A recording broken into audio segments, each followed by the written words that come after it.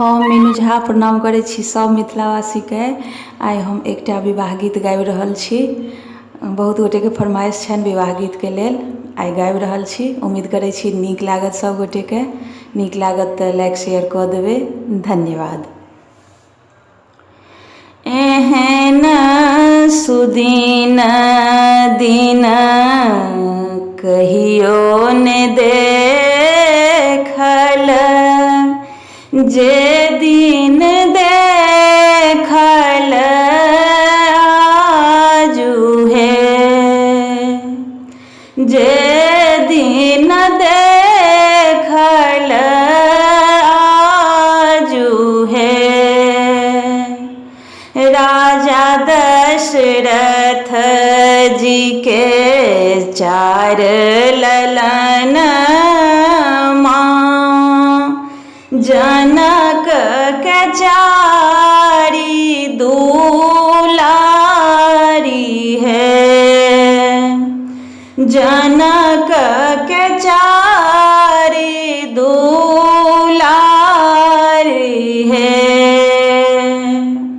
धन्य मिथिला धन्य जनक जी, धन्य अवधपुर नगर है। धन्य अवधपुर नगर है। दुल्हा बनला राम 4 भैया, दुल्हिन 4 बहिन है। दुल्हिन 4 बहिन है। कन्यादान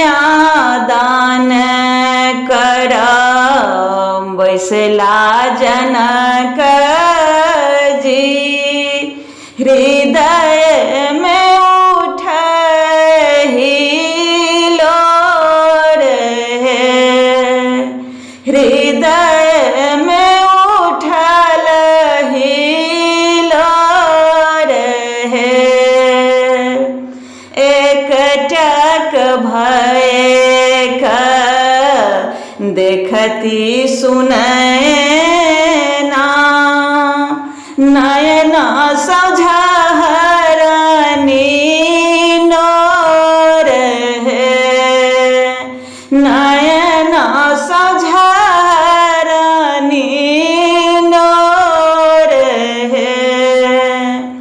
जुग जुग जीवथु 4 दुलरुआ, धिया के अचा